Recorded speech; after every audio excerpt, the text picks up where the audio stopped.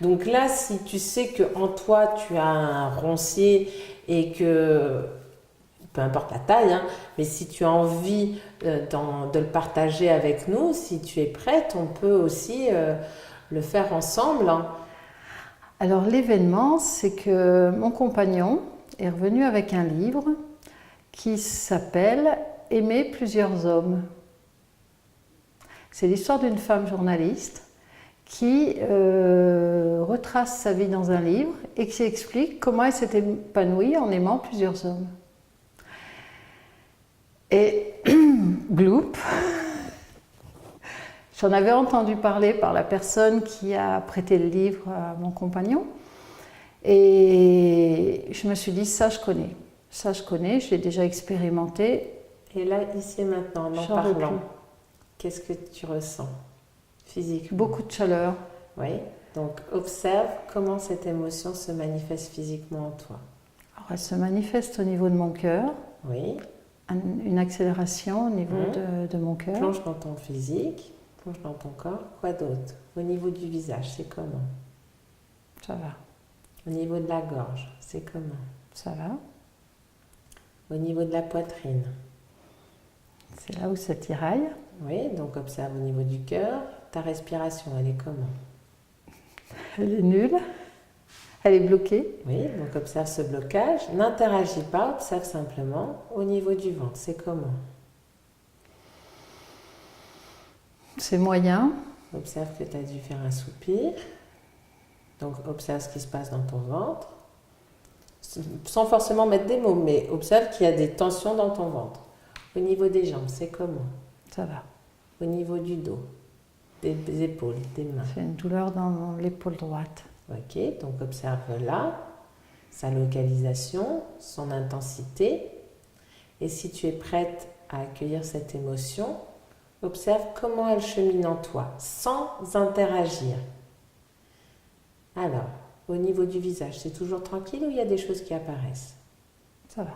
La gorge, c'est toujours tranquille ou il y a des choses qui apparaissent? Ça va. Au niveau de la poitrine? Ça va mieux. Donc le cœur... C'est apaisé. Au niveau du ventre, c'est comment?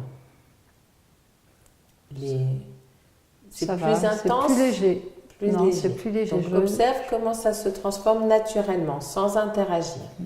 Les jambes, c'est toujours tranquille? Oui. Le dos aussi? Le dos, toujours la douleur à l'épaule. Oui. Elle est plus intense, moins intense ou pareil que tout à l'heure? Elle est pareille. Elle est pareille. Au niveau de la localisation, elle est plus étendue, moins étendue ou pareil que tout à l'heure? Moins étendue. Donc observe que ça se transforme naturellement. Là, le processus est mis en route. Et maintenant, c'est comment? Au niveau du cœur, c'est détendu. Au niveau du ventre aussi. Et au niveau de l'épaule, c'est très diffus, c'est tout léger. Voilà. Je te remercie d'avoir eu envie d'accueillir cette émotion. C'est simplement ça. Après, ce qu'on peut mettre en place, c'est la communication. Mais tant que tu as cette émotion en toi, communiquer de façon relationnelle, c'est quelque chose qui est beaucoup plus difficile. Et en plus, je reprends mon exemple de Madame Maniac et de Monsieur Bordélique. Si elle essaye de communiquer gentiment, mais qu'elle garde l'agacement en elle, en fait, elle l'émane. Et donc, même si elle parle gentiment à son compagnon, eh ben lui, il peut ne pas entendre ce qu'elle dit, mais ressentir ce qu'elle émane et réagir, non pas à ses paroles, parce qu'elle a essayé de parler gentiment, mais réagir à ce qu'elle ressent de son émotion. Et donc, c'est quelque chose à prendre conscience parce que des fois, même quand une personne, involontairement, on a déposé un message négatif dans cette personne, si cette personne essaye de nous parler gentiment, on peut nier qu'on a envoyé ce message parce que ça nous gêne aussi d'avoir envoyé un message négatif à l'autre. Et donc là, comme la personne n'avait pas accueilli l'agacement eh ben, ça fait boule de neige, quoi. C'est quelque chose, et ça vient réveiller, alors qu'elle essayait de parler gentiment, mais là, le fait qu'on nie l'attitude qu'on a eue réveille l'agacement qui était là. Alors que si la personne a accueilli l'agacement, et bien là, ce qu'elle dit et comment elle le dit, esprit et parole sont dans le même sens. Et donc, on a beaucoup plus de chances d'être entendu à ce moment-là. D'où l'importance d'accueillir à l'avance, quand l'occasion nous est donnée, nos émotions. Donc, ça se travaille. Et tu vois bien, même si c'est quelque chose que tu as travaillé à certaines reprises, ben là, de parler d'un événement qui te pose problème, c'est pas le temps qui efface les choses. Quand on a eu une relation conflictuelle avec un tiers, même 20 ans après, on peut parler à une tierce personne, le fait de reparler de la situation fait que ça monte, quoi. Alors que la personne, elle ne connaît rien de la situation. Et là, on est en train de parler sur l'événement. Et donc, on l'enrichit.